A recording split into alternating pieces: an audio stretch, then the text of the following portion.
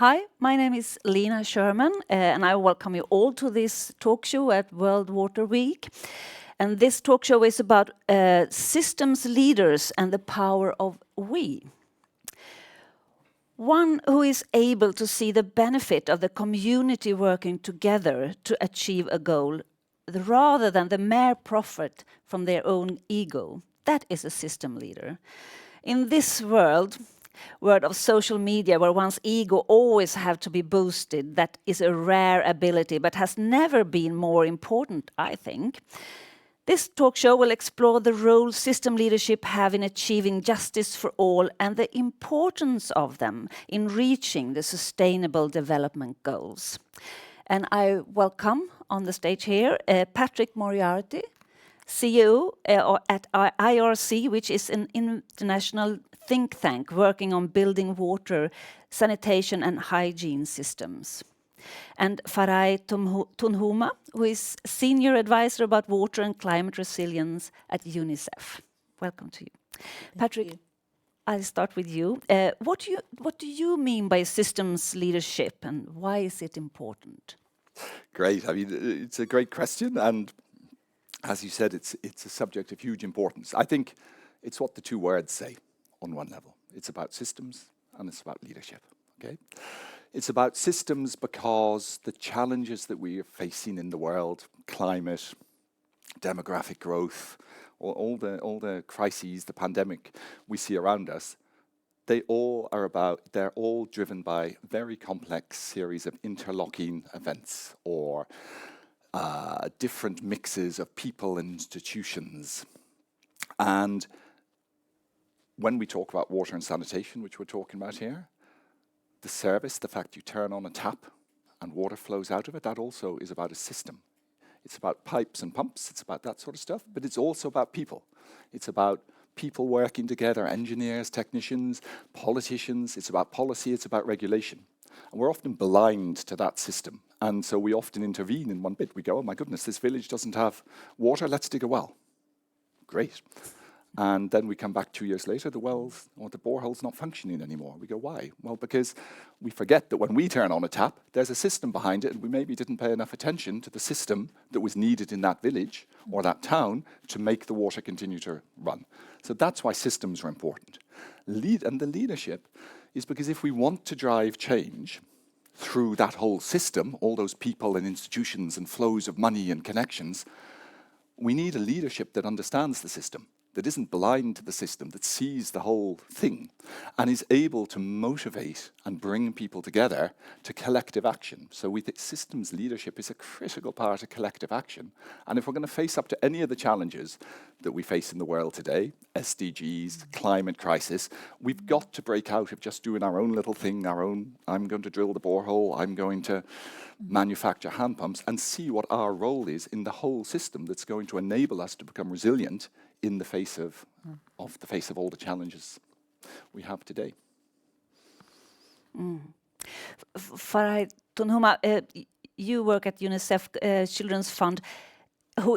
That is a children's fund. How do you work in that context with water and especially with systems leadership?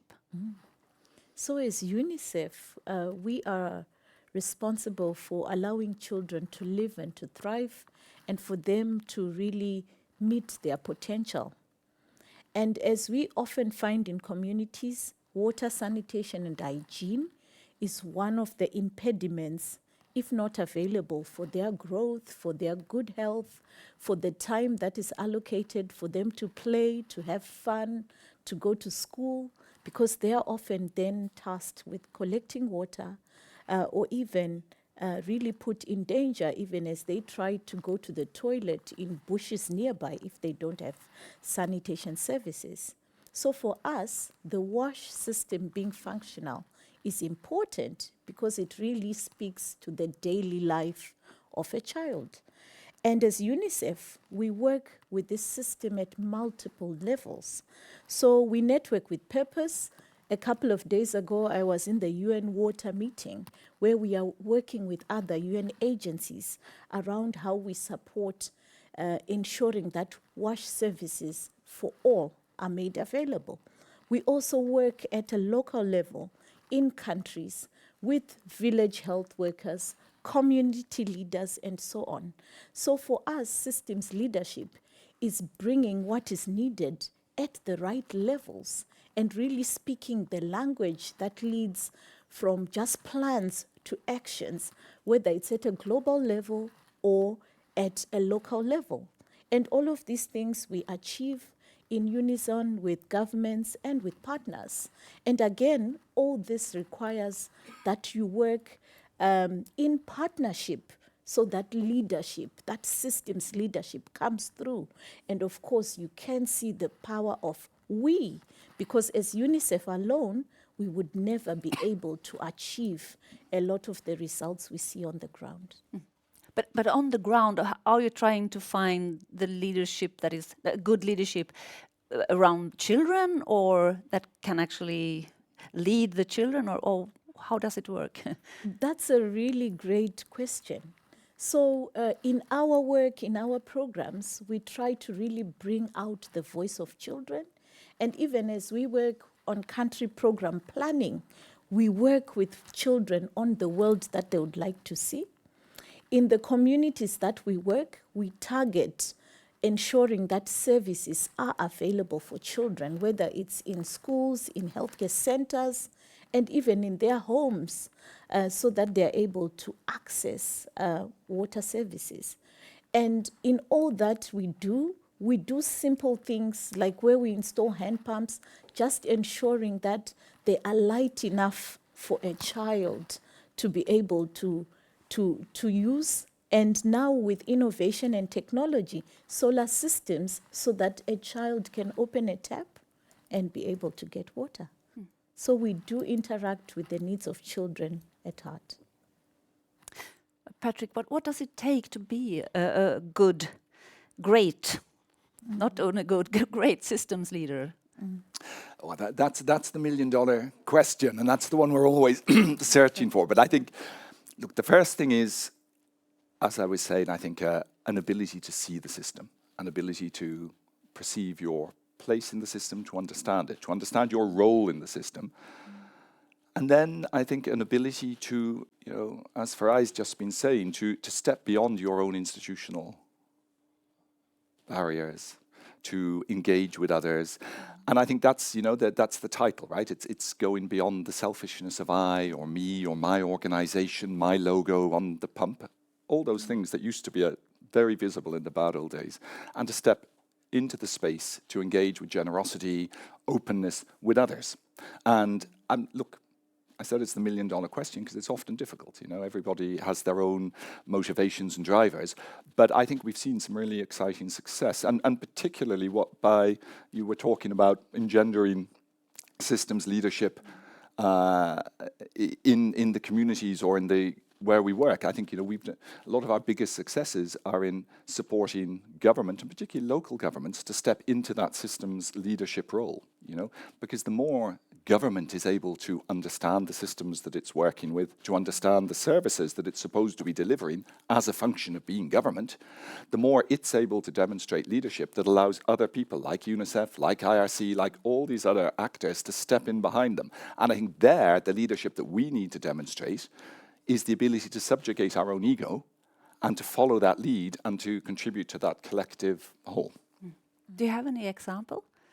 Yeah, I think, a lot of the work that, yesterday we had a great example at the very highest level. We launched something called the Head of State Initiatives with UNICEF, IRC, the government of the Netherlands, and Sanitation Water for All. And that was all about really bringing water, sanitation and hygiene to the very highest level. We're encouraging and supporting countries to bring a commitment to delivering water, sanitation and hygiene, in a climate resilient way, to the level of the president. And yesterday we were announcing 3 countries that are signing up their presidents to say, yes, we're doing this. That's one level. Another level, the work that my organization and many of our partners do around what we call district master planning, which is all about bringing people together within a district with the local government leadership to say, within this district, we have a vision of how we're going to get to universal access. Where by 2030, everybody's going to have access to clean water, everybody's going to have access to a safe toilet, and to empower the governments, the local government, to lead that process. Do you have any good example I think on the ground, maybe? there are many examples. Just 2 weeks ago, I was in Samburu in Kenya, and there we saw how with innovation in the private sector, a good commitment from community governments, we were able to move into places where there is conflict because of a lack of resources, but we are bringing solutions that were often not able to be implemented in those communities because parts of the system were not able to work together. So there are many examples. The Swaj Bharat is another famous one where we see India committing to water and sanitation for all and really rallying from community level right up to the highest level in the country to make it happen, really mobilizing partners, development banks, private sector to bring resources on the table and to deliver. Many examples indeed. Lots of potential if we really utilize systems leadership. Do you see a change here? I mean, you give so many examples, and do you see a change in the world maybe of that we are going to more, like going together more, or? I think, yes. I mean, I would guess we've been championing, pushing, being part of the bringing systems thinking into water and sanitation space for a decade. And I think we are seeing a lot of movement. And quite rapid in the last couple of years. Certainly at the level of language and thinking, and people say, no, it's not just about infrastructure. We've got to understand that it's about strengthening the whole system. I think, the thinking behind launching our Heads of State initiative was that it needs to accelerate now. And I think that's why, we've spent 10 years incubating systems leadership, particularly at the level of local governments, districts in the countries that we work in, but also at the level of ministries, the water sanitation ministries. And what we're saying is now, but actually to get that acceleration we need, the 4 times, the 6 times spending that we all hear about if we're to achieve the SDGs, that's why we take it the next level. But it's all part of the same vision of driving systems leadership. And earlier this year, we brought together 700 people at 15 country delegations in The Hague to talk exactly about this. How do we accelerate progress on systems thinking, systems strengthening, systems change, and to deliver the change that we need if we're going to achieve our vision? Yeah, because you said that you're failing in scale. What do you need to succeed in scaling? What? Yes. Yeah. In terms of scaling, I think at the very highest level, we have seen the huge commitment that has come through from governments and partners through the Water Conference. And there we have acknowledged that our issue is complex. We all need to come together and work differently. So at that high political level, we are already talking about scale. We have also put in place some wonderful initiatives like the Joint Monitoring Program that really help us to see where our challenges are. And at a country level, we develop tools that also help us to really zoom into the specific responses that are needed in particular contexts. We see a lot of bringing closer together private sector around innovation as well. And these are all steps towards scaling. And certainly there is a lot that still needs to be done.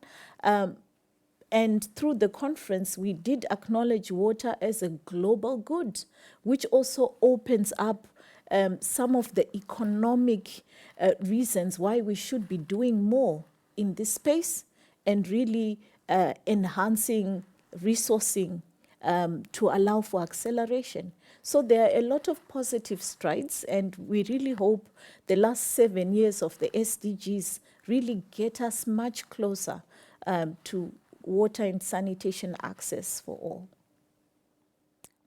Patrick, would you say that it's crucial in reaching some of the SDGs to have a good system leader? 100%. 100%. Look, we're living in a world in crisis because of the lack of systems thinking.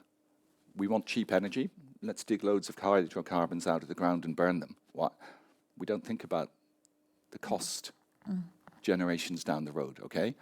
Polluted waters, wildfires, refugee crises. Frankly, all of these have their roots in our inability, our search for simple solutions, if we just do this thing, it's going to fix everything. It won't. The world's complex. And I think if there's a meta trend that we're seeing, that I think our work on systems thinking, UNICEF's, all of our partners in water and sanitation is mirroring, it's an understanding that the problems facing the world are complex, they're wicked, but they are solvable, but they're only solvable if we engage in what we're calling systems leadership, and that other people, which is this sort of open, generous search for solutions together. And I think, in championing it, and again, I said, you were talking about acceleration. I think, again, that's why we see this top level leadership as being so absolutely critical. And I think, Fry mentioned Swaj Bharat in India. I mean, that was a transformational moment. When Narendra Modi said, my vision is a clean India, which is what it means, that unlocked all the things we talk about otherwise in little silos: finance, planning, construction, behavior change activities. And we see that sort of leadership from the national level, that vision that says, okay, I'm not going to talk about the details, but I'm going to say I want to make the whole country clean. I want everybody in India to have access to clean drinking water coming out of a tap, when frankly other countries are still excited about putting in boreholes with hand pumps, So I think that's what we're looking for in systems leadership, a big, bold vision from the very top. And then, as we were saying before, other people coming in behind it. Farai, is there any one insight you would like to leave this talk show, like to leave the audience with? I mean, do you want to, is there one insight you want the audience to have when they leave the talk show? When I think about systems leadership, I think we are looking for that vision, and you've articulated it very nicely. When there is a vision, when there is a will, everything else falls in place. And we often find visionary leaders are able to be inclusive. And your questions, particularly around how children are included, really mirror some of these approaches, where we think out of the box, we include others, the unusual suspects, whom we would have never sought solutions from, and we move forward. So for me, one of the big winning factors for us is where leaders give us vision. Yes. Thank you so much for sharing your visions and experience and thoughts. I'm very, very happy to hear that.